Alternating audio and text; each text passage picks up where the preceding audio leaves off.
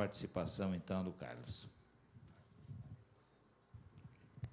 Bom dia a todos. Obrigado pelo convite, pela oportunidade de reencontrar o Márcio e tantos companheiros aqui. E eu anotei 3 páginas de itens aqui que eu gostaria de reagir um pouco à provocação do Márcio. Vai ser difícil, né? Mas só para pegar essa última que o Zucchi colocou, que em parte está no espírito do que o Márcio falou também, né? Da brutal, da intensiva, rápida e violenta concentração e transformação que está se dando no meio agrícola brasileiro, né? E, por outro lado, uma heterogeneização dele, né? Em parte, acontece o que o Zucchi comentou, mas, em parte, também está sobrando agricultura familiar e está sobrando alguém que nem agricultor familiar mais consegue ser, né? Então, a gente está tendo um mundo rural cada vez mais heterogêneo, precisando de formas de atenção, de políticas públicas diferenciadas, né? Só para dar um exemplo do que eu estou falando, eu estou terminando uma pesquisa sobre tomate, né? A Unilever, sozinha, produz 52% dos atomatados do Brasil, sob várias marcas comerciais, uma empresa. Sabe quantos agricultores fornecem para ela? 60. Né? Então, a gente está acostumado a pensar como hortaliça, coisa de pequeno, que é uma oportunidade para o agricultor familiar, etc.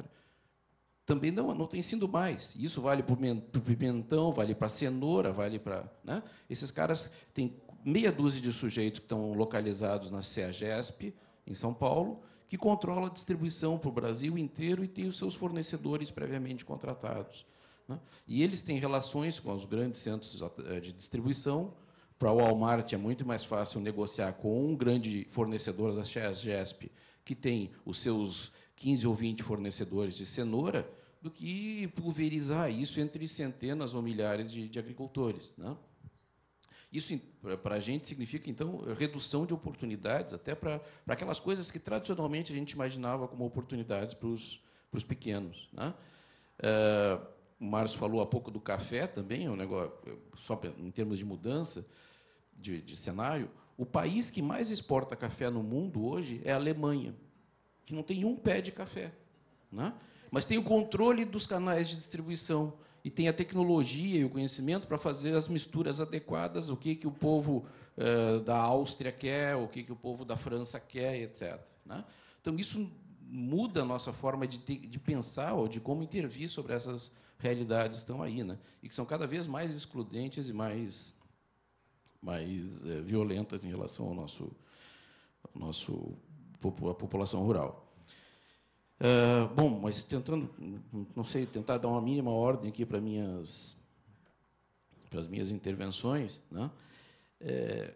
Eu acho que a gente está, bom, objetivamente, nós estamos pensando diálogos para o Rio Grande, para um horizonte longo, que começa a ser semeado, né? Mas imediatamente para o próximo, o horizonte mais próximo, o próximo governo, o próximo mandato, a próxima eleição, etc., né? E aí eu acho que tem dois cenários que a gente tem que pensar diferentemente, né?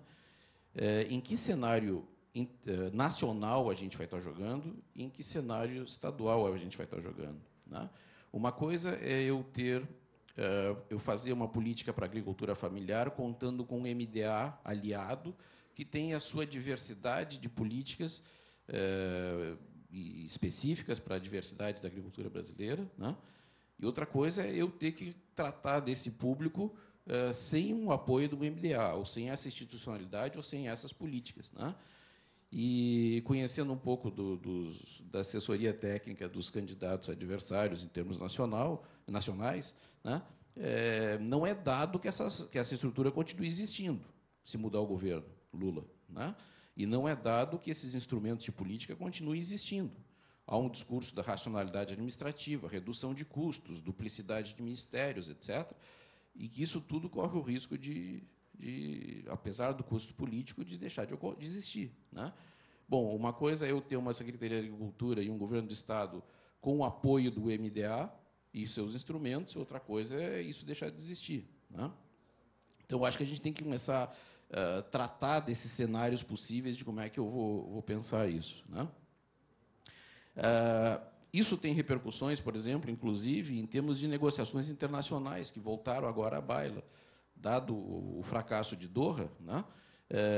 Ou, pelo menos, o fato de ela estar estagnada, voltam as negociações bilaterais. E essas, nos termos em que estavam sendo feitas anteriormente, ALCA ou Mercosul, União Europeia, podem ser muito mais perversas para a agricultura brasileira, nos termos que estavam sendo negociados antes, do que a rodada de Doha, né? Então, só para dar um exemplo, na negociação anterior, por iniciativa do ministro Roberto Rodrigues, o Brasil estava oferecendo importar leite da União Europeia com imposto zero, em troca de exportar mais café, açúcar e carne. Bom, importar leite com imposto zero significa acabar 1.600.000 leiteiros no Brasil, né? E esse discurso está presente, né, como uma ameaça num cenário, dependendo do cenário que se configurar em nível nacional.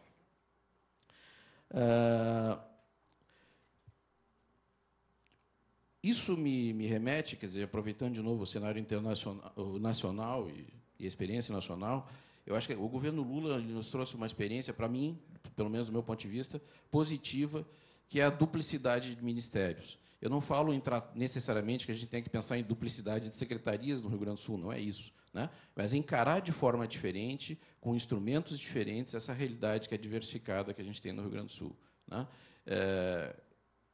As demandas, as exigências de instrumentos de política, etc., que o MDA e o MAPA tratam em termos nacionais, são as mesmas que se refletem no Rio Grande do Sul de outra forma. A gente tem um setor agrícola empresarial que vai continuar existindo no curto prazo, eu vou ter que conviver com ele e harmonizá-lo e permitir que ele seja performante, né? Eu tenho a agricultura familiar com as suas especificidades e tenho um outro tipo de público ainda, que os economistas chamam, um pouco cruelmente até, de uma população sobrante, né? Que ela também se encontra na Europa, se encontra nos Estados Unidos, ou seja, aqueles agricultores ou meramente população do mundo rural que não tem nem mais inserção produtiva no capitalismo que está se implantado nesses lugares, né? E é óbvio que essas pessoas têm demandas diferentes, têm demandas de intervenção pública diferente, portanto, tem que ter institucionalidades diferentes, né? Se o MDA fosse uma secretaria do Ministério da Agricultura, com certeza não teria conseguido implementar as políticas que implementou, né? E todas as disputas que o ministro Rossetto e Cássio têm que bater diariamente com o ministro da Agricultura, né? Aonde isso acontece. Bom, então, eu acho que isso, o reconhecer essa diversidade significa reconhecer objetivos de política diferentes. O que eu quero? Eu estou falando especificamente da agricultura e do mundo rural, né? O que eu quero para o mundo rural e o que eu quero para a agricultura do Rio Grande do Sul, reconhecendo essa diversidade e tratando como diversidade, né? Tem a questão de emprego, tem a questão de renda, tem a questão de crescimento, de integração ao projeto nacional, etc. Tem uma outra questão que o Langoni, eu creio que vai falar muito mais apropriadamente também, que o Márcio falou, né? A questão da legislação ambiental que está aí. É óbvio que, né, o tempo, a contemporaneidade exige uma outra relação com o ambiente diferente daquela que a gente teve até hoje, né? Mas também tem o fato de que a gente tem aí uma implantação da agricultura do jeito que ela é hoje, que é secular, né? Como é que eu administro essa transição? A partir do dia 11 de dezembro, passa a vigorar o novo Código Ambiental, né, e boa parte dos agricultores gaúchos vão estar na, aspas, ilegalidade. Bom, como é que eu administro isso, né? Eu também não quero assumir o discurso patronal aqui contra o Código Ambiental, etc., e que exige a postergação, e estou pedindo postergação, né, mas como é que eu trato disso nesse período de transição? Uma outra coisa que eu acho que a gente tem que tratar, o Márcio falou também, essa compartimentalização que a gente faz do Estado e da falta de relação entre as instituições, né, traz coisas absurdas, né? E quem